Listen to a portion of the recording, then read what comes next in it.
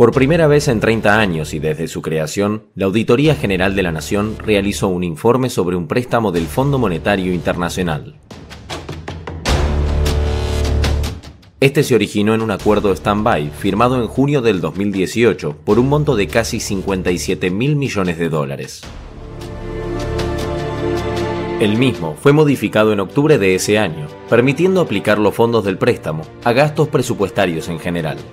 El acuerdo fue firmado por el ministro de Hacienda y el presidente del Banco Central. Pero, ¿por qué es tan importante esta auditoría? Porque se trató de un préstamo extraordinario y excepcionalmente alto. De hecho, este fue el préstamo más grande de la historia de la Argentina y del FMI, representando 127 veces la capacidad de endeudamiento de Argentina con el fondo. Pero no solo eso.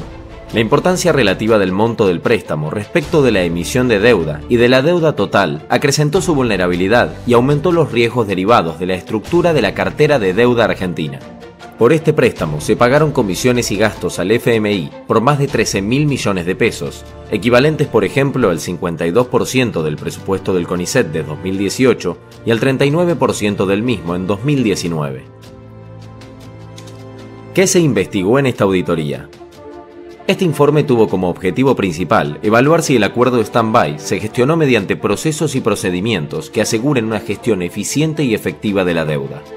La AGN evaluó cumplimiento de normas y sanas prácticas internacionales, eficiencia, transparencia y efectividad en la gestión, que exista endeudamiento responsable, impacto en la solvencia y sostenibilidad de la deuda pública. ¿Qué reveló esta auditoría? El acuerdo fue firmado por el ministro de Hacienda, quien no tenía facultades para gestionar ni autorizar la deuda pública.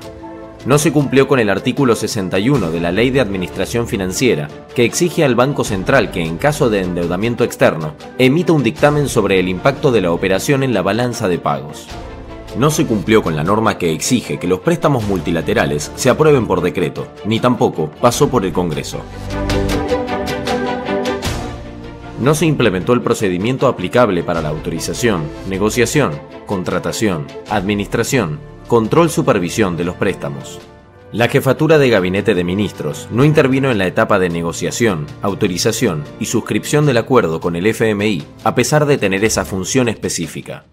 Tampoco intervinieron las áreas técnicas específicas, en especial el Ministerio de Finanzas, que debía gestionar la deuda. El acuerdo no tuvo intervención previa de la Unidad de Auditoría Interna, porque desde la división de los ministerios no existió esa área en relación con la deuda pública. No se pudo encontrar el documento definitivo del acuerdo, dado que existen múltiples versiones del texto del stand-by. El dictamen jurídico se emitió fuera de término y se basó en una norma que no estaba vigente al momento del acuerdo. Cuando se decidió solicitar el préstamo al FMI, el Ministerio de Hacienda no efectuó análisis sobre costos y riesgos financieros, ni de solvencia y sostenibilidad. El proceso de gestión no fue efectivo ni eficiente para rendir cuentas y asegurar la transparencia y el control en el uso de los fondos.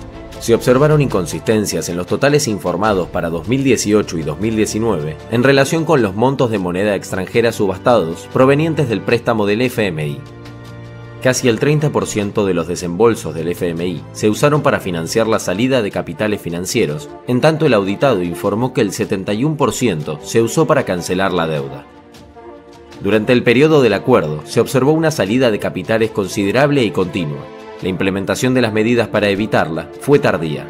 Las condiciones relacionadas a moneda, monto y plazo del acuerdo con el FMI aumentaron el riesgo de insostenibilidad de la deuda. En el año 2018, el indicador deuda PBI se incrementó y llegó a representar 84,8% del PBI, valor superado en 2019, cuando alcanzó el 89,4%.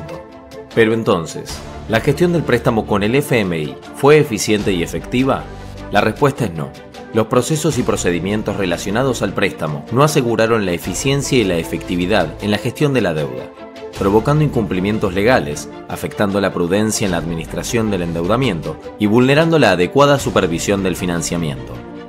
El auditado tomó decisiones sin contar con la debida información en cuanto al costo y riesgo asumidos, impactando en la solvencia y sostenibilidad de la deuda pública.